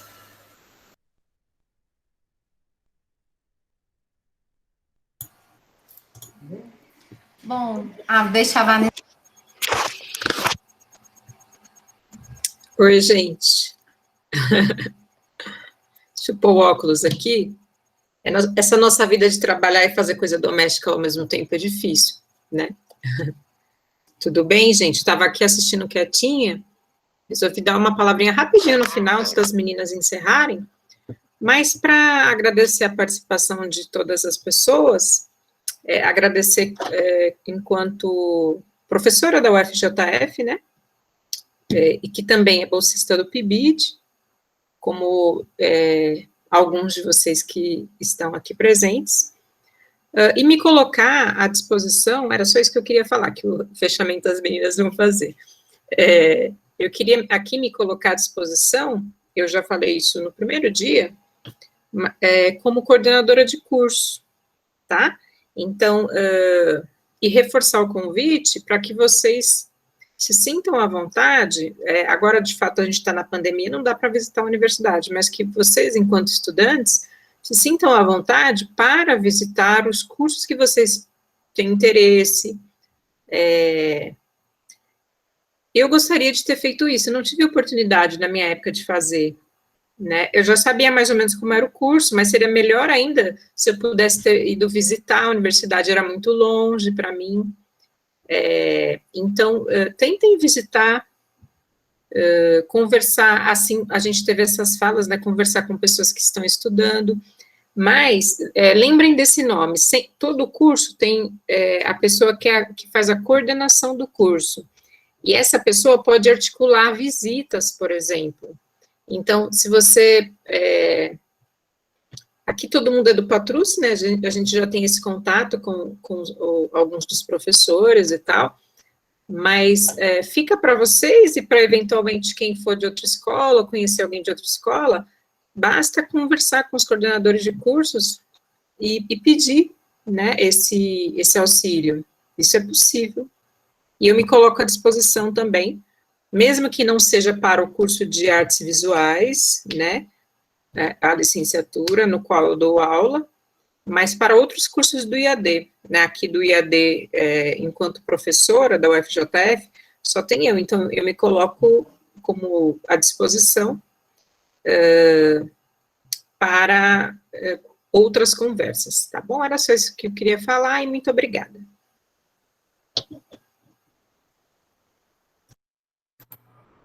Eu queria falar rapidamente, enquanto professora do Patrus e bolsista do PIBID, assim, como foi maravilhosas as conversas, os 3 dias foram lindos, né, essa é a palavra, e como a gente pôde aprender, né, a gente pôde compartilhar a nossa experiência e também aprender muito com as outras áreas.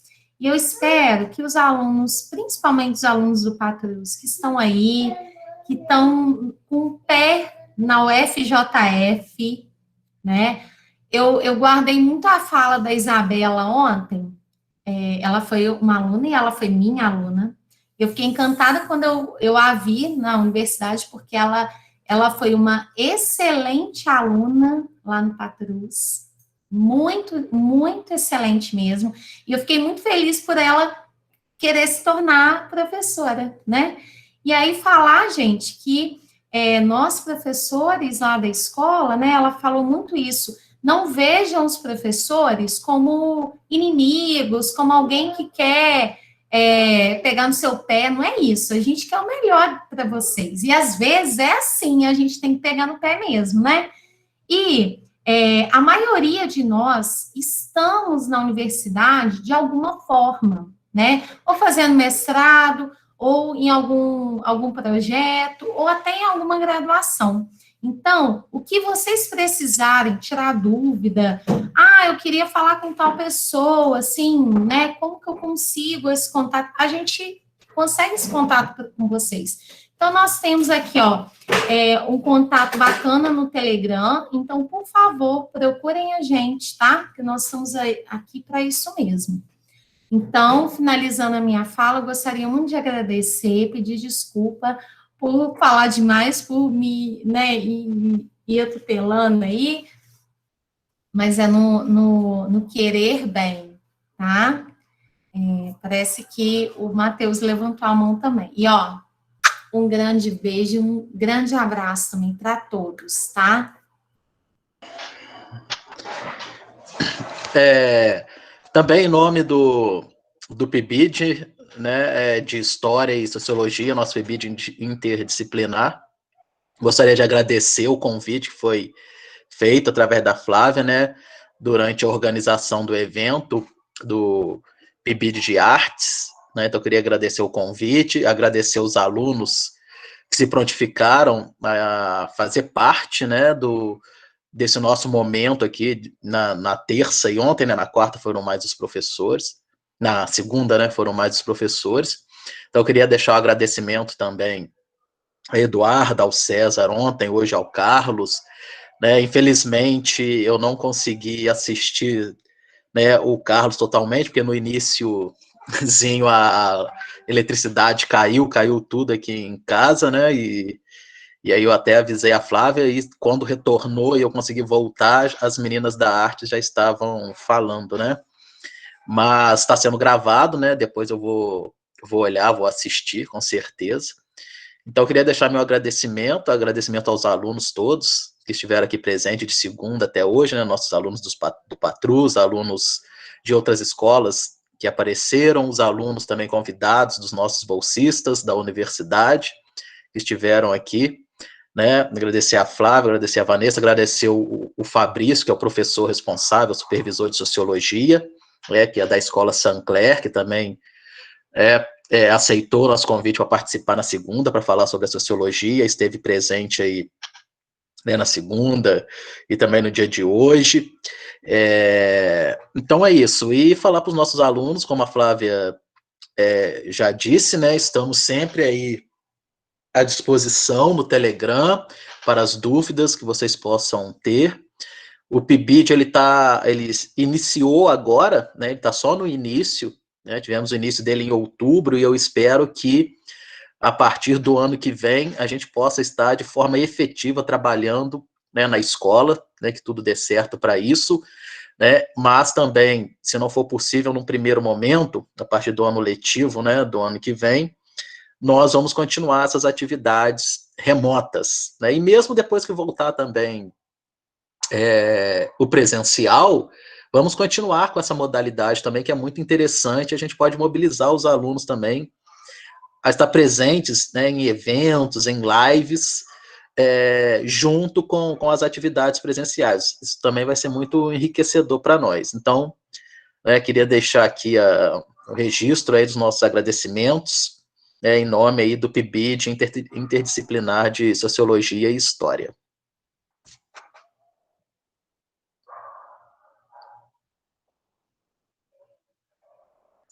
Rodolfo, pode falar. Não, também eu vou agradecer aqui em nome do PIBID da Física, o professor Wilson participou no início, ele não pôde continuar, mas é isso, estamos aí para somar as dúvidas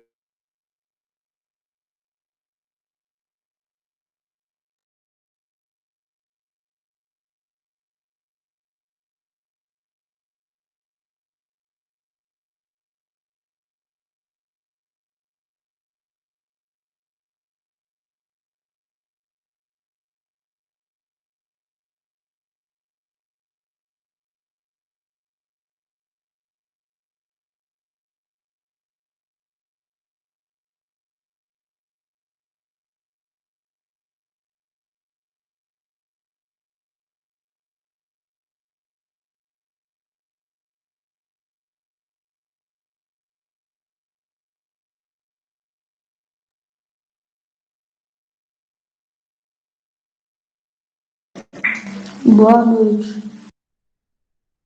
Obrigada, gente. Boa noite pela participação. Boa noite, obrigada pela participação de todos.